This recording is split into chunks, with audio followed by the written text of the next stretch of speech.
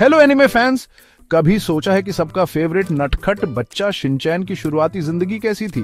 तो फिर कुर्सी निकालो, पॉपकॉर्न लो, क्योंकि आज हम शिनचैन की शरारतों भरी शुरुआत के बारे में जानेंगे।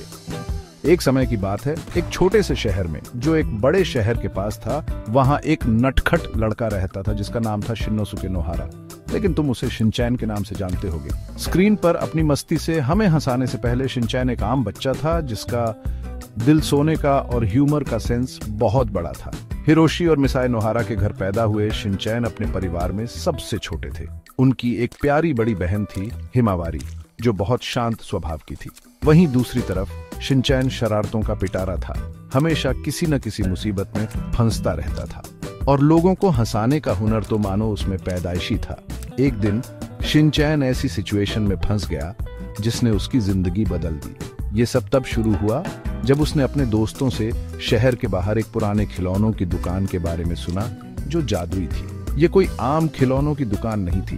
कहते थे कि जब कोई नहीं देखता तो वहां कुछ खिलौने जिंदा हो जाते थे।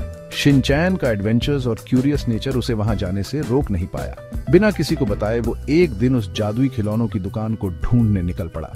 जैसे जैसे वो चल रहा था, सड़कें अजीब तरह से खाली थीं और उसका एक्साइटमेंट बढ़ता जा रहा था। अगर वो सच में वो जादुई खिलौने देख ले तो कितना मजा आएगा। थोड़ा घूमने के बाद आखिरकार उसे वो दुकान मिल ही गई। वो दुकान बहुत पुरानी और रहस्यमयी लग रही थी और काउंटर के पीछे एक दयालु दुकानदार खड़ा था जिसने शिनचैन की आंखों में एक्साइटमेंट देख लिया। स्पेशल खिलौने ढूंढ रहे हो, है ना? वो एक जानकार मुस्कान के साथ बोला। शिनचैन ने खुशी से हाँ में सर हिलाया और दुकानदार उसे दुकान के पीछे ले गया। वहां एक धूल भरी शेल्फ पर एक खिलौना रोबोट रखा था जो अपनी आंखें झपका रहा था और अपने धातु के हाथ हिला रहा था। इसे ले लो, दुकानदार ने कहा, लेकिन याद रखना, ये खिलौने सिर्फ खेलने के लिए नहीं है। ये तुम्हारी असली ख्वाहिशें बताते हैं। एक्साइटमेंट और क्यूरियोसिटी से भरा शिनचैन रोबोट को उठा लेता है। जैसे ही उसने उसे पकड़ा, उसे एक अजीब सी झुनझुनी महसूस हुई। अचानक रोबोट जिंदा हो गया, अपने आप चलने लगा और पूरा हंगामा हो गया। उसने शेल्फ गिरा दी और दुकान में ऐसे घूमने लगा जैसे किसी रेस में हो। शिनचैन ने उसे कंट्रोल करने की कोशिश की, लेकिन रोबोट बहुत एक्टिव था। कभी शांत रहने वाली खिलौनों की दुकान एक छोटे से डिजास्टर जोन में बदल गई।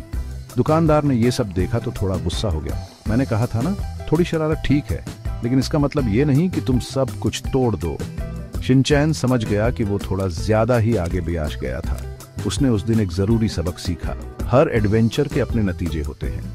उसके बाद से उसने अपनी शरारतों को कंट्रोल में रखने की कोशिश की, लेकिन अपने सेंस ऑफ ह्यूमर को कभी नहीं खोया। आखिरकार थोड़ी बहुत शरारत उसकी जिंदगी का हिस्सा थी और इस तरह वो नटखट लड़का जो कभी मुसीबत ढूंढता और नए एडवेंचर के पीछे भागता था, बड़ा होकर एक आइकॉन बन गया। उसके पुराने एडवेंचर ने उसे वो खुशनुमा और केयरफ्री नेचर दिया जो आज तक हमें एंटरटेन करता है। देखने के लिए शुक्रिया, और ऐसे ही और भी मजेदार कंटेंट के लिए बने रहे। लाइक, शेयर और सब्सक्राइब करना मत भूलना। अगले वीडियो में मिलते हैं।